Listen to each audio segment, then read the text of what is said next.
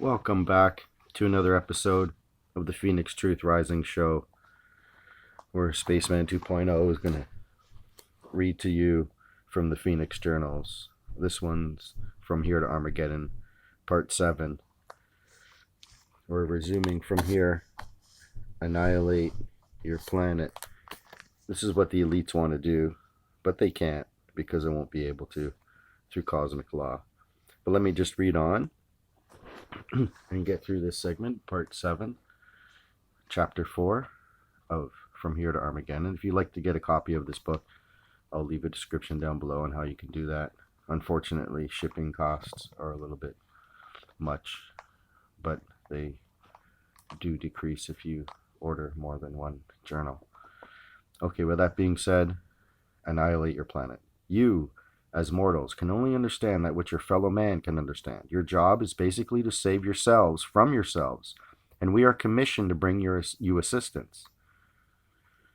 You play with toys which can now annihilate your planet in all manner of ways, from detonation, chain reaction, to thrusting yourselves into a different orbit and redefinement of your polar axis. Some years past in your sequence, your nuclear physicists penetrated the book of knowledge and discovered how to explode the atom. That knowledge was reduced to atrocious results, that was not your pitiful downfall. Your demise as a functioning planet was written with the explosion of the hydrogen element. This element is life-giving, along with some 5 other elements in the air you breathe, in the water you drink, in the composition of your physical self. In much of your material planet is this life-giving atomic substance, hydrogen. Haven't we had the hydrogen battery and all that, but they take that out because, it's free energy. Tesla gave us free energy, but sorry, I'll continue on. Efforts in this field of science have been most successful to the extent that they are not content to rest on the accolades of a power beyond their use. Not content with the entire destruction of an entire city at a time, they must have something even more destructive. Well, now they have it. They now have ability to extinguish life on your planet. They are actually destroying a life-giving element of the creative intelligence, tinkering with a formula they do not comprehend. We have made every effort to be heard and accepted by your government, for it would appear man's desires to continue war on this planet shone. We are convinced that there is a deliberate determination to distinguish humanity and turn your planet into a burned-out cinder or a gaseous ball of energy. It has happened elsewhere. We are thereby determined it will not happen again.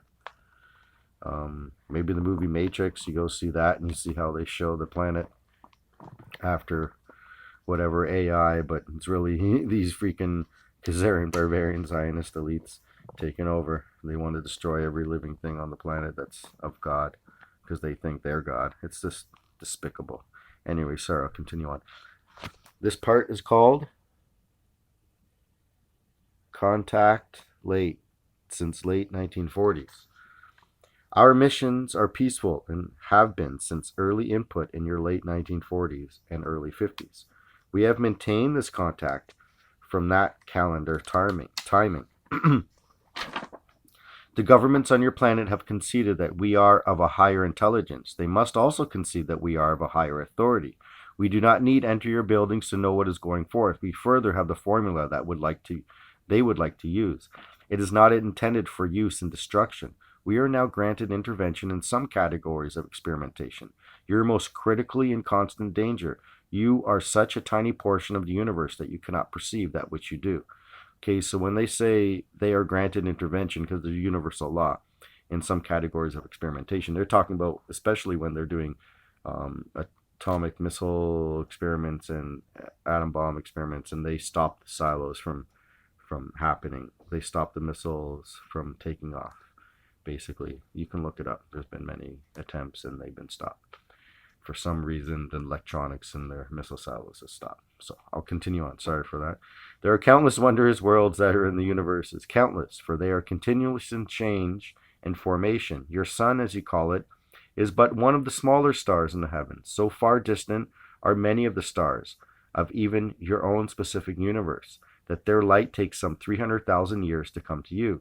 The light from your sun takes some 8 minutes of your counting to reach to Earth, Sean. The light from your moon takes but a second and 3/4. Can you perceive 300,000 years? Going around these stars in orbits greater and smaller are many, many planets, where there dwell beings often as you, yourselves. I speak of only of your universe. Beyond these are many universes, greater than and even more wondrous than that which is your own. How great is the Almighty Source who created all these wondrous places, planets and suns, for all become one in the magnificent workings of the creation. All become one. Remember that. Okay? There's only one, and if you look into you can get into the mathematics of it all through sacred geometry, and it's all one, but it's a very amazing place to understand that. Everything is one. Okay. I'll continue on. Can you imagine the power and the glory of Him who made all things? When you realize that the light of the stars nearest to your sun takes at least 4.5 years to reach you, I, my dear children, pray and revere the Almighty beyond all else, save the creation itself. He is all of all, and He has given unto each of you a spark of Himself, just as He has given unto all of us a fragment.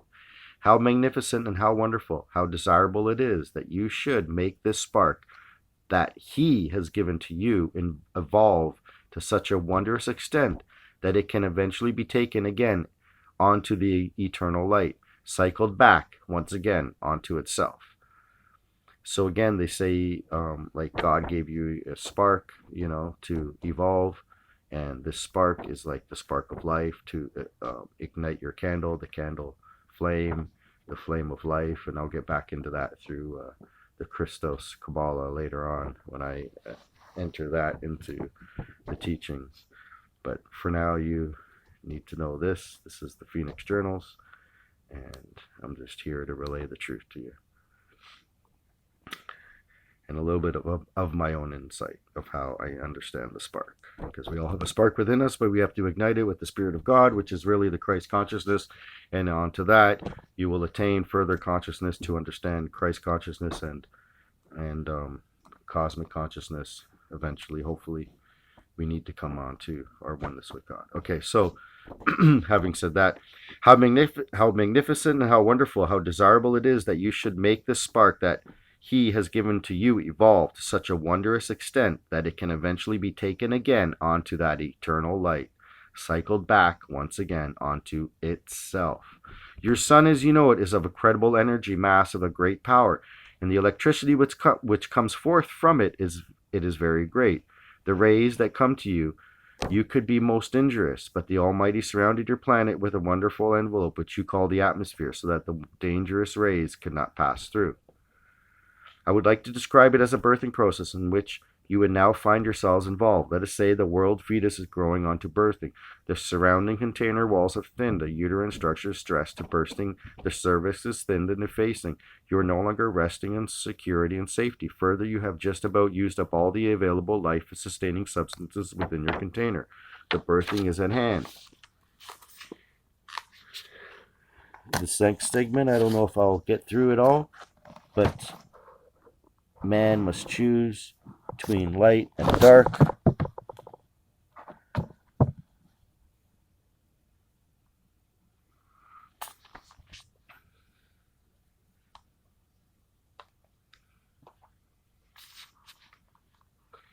Mankind must choose his own pathway. It is his decision to make, individual by individual and then as a whole.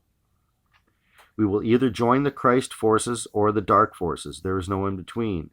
Mankind must be informed of events to come. It will be required that they be understood. Much of what happens in the physical sense will be dependent upon how well man can come onto understanding and where he will place his energy input.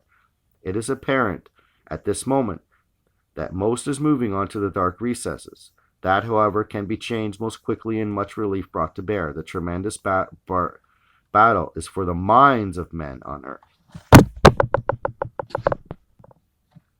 We are come from the etheric realms because the job we must do on your plane is helping to prepare you and the others like you for the days of change ahead of you.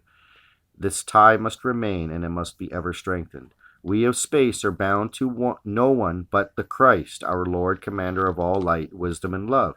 You must be aware of all the negativity of man around you.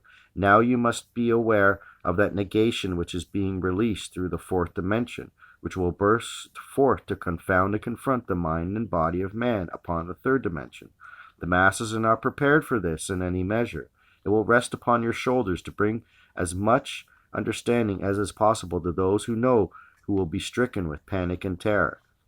This is not the lower astral sphere of which I speak. This is a far more gruesome aspect of life than is that aspect of astral placement. The knowledge of the Christ light and protection it gives is of major importance, as it is the only real protection a third dimension being has against attack. Doors of matter, with all the locks you can conjure, mean nothing to this rampaging evil that in itself knows no laws. I care not for your creed or color. As for the Ancient of Ancients, they have known the Christed path through its might, though it might be called by other labels. You shall not escape by claiming ignorance. It is a concept. So, with that being said, it is very important that you understand that you must be aware of that negation which is being released through the fourth dimension, which will burst forth to confound and confront the mind and body of man upon the third dimension. So with that being said, they say you must call in the protection of Christ, call in the protection of God. And this is part 7. I'm going to have to get back to you at the ending of this chapter. This is Spaceman 2.0 with the Phoenix Truth Rising show. And may you return to part 7 or part 8 after this to get the continuation of this chapter. God bless. Take care. Out.